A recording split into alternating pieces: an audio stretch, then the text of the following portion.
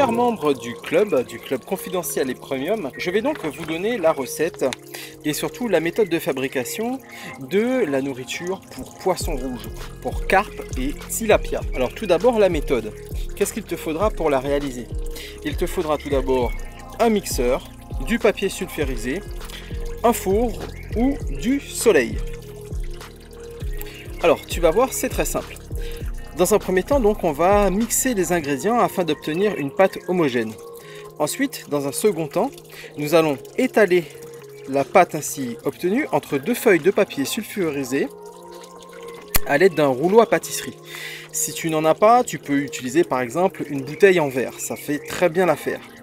Le but étant d'aplatir cette pâte jusqu'à 2 mm maximum. Après, ça devient un peu trop épais à casser et à manger pour les poissons et à faire sécher.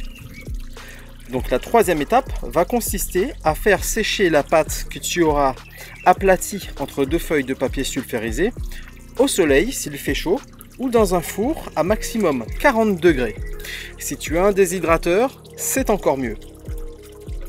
Une fois bien sèches, c'est-à-dire cassantes, les plaques, tu pourras les stocker telles quelles dans une boîte en fer dans un endroit sec et ventilé.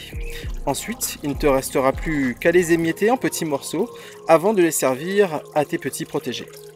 Alors ma recette est la suivante. On va donc, je vais te donner la recette à peu près pour 100 g pour chacun des ingrédients principaux. Donc on va prendre 100 g de flocons d'avoine biologiques, 100 g de bananes bio et ensuite 100 g d'ortie fraîche lavée ou 20 g d'ortie séchée.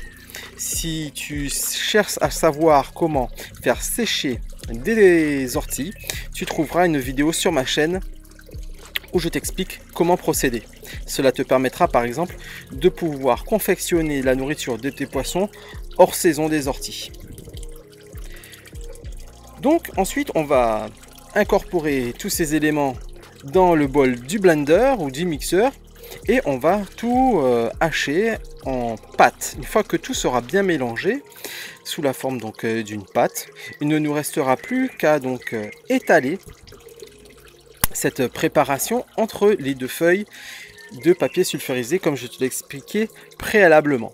On peut également rajouter à cette recette une cuillère à café d'huile, c'est bon pour les poissons, et également une pincée de sel. Pareil, c'est bénéfique pour les poissons, pour leur bonne santé. J'ai dit une pincée, hein, pas une cuillère à café ou une cuillère à soupe, que sais-je encore. Alors, au niveau de l'apport de chaque ingrédient, donc l'avoine va apporter des protéines et surtout des fibres. La banane, elle, quant à elle, est très riche en potassium, en magnésium, en vitamine B, en vitamine E.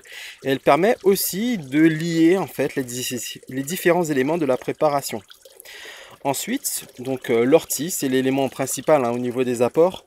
Elle va donc apporter, tiens-toi bien, du calcium, du fer, du magnésium, du phosphore, du potassium, du zinc, du cuivre, du manganèse, des vitamines A, des vitamines B1, vitamine B2, vitamine B5, ainsi que de la vitamine C et encore des protéines.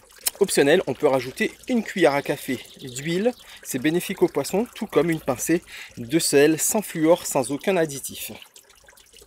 Alors, tu l'auras compris, l'ortie est extrêmement complète et cela donc te permet de pallier pratiquement à tous les besoins de tes poissons et de tes plantes.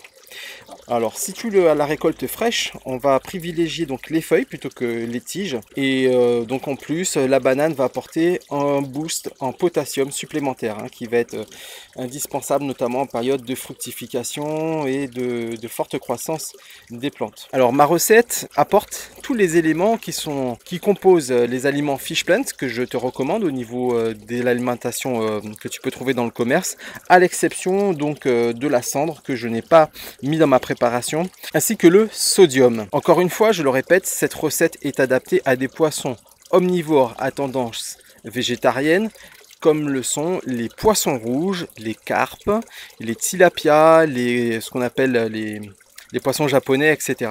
Donc ils font tous à peu près partie de la même famille. Donc voilà, ce sera tout. Tu trouveras dans l'email qui t'a permis de visionner cette vidéo la fiche PDF avec le résumé de cette vidéo, la recette, etc. Donc j'espère que ce contenu t'aura intéressé. N'hésite pas à me faire un petit retour par email. Je te donne rendez-vous très bientôt dans le club ou sur la chaîne YouTube. Et n'oublie pas, la résilience est la clé vers la liberté. Ciao!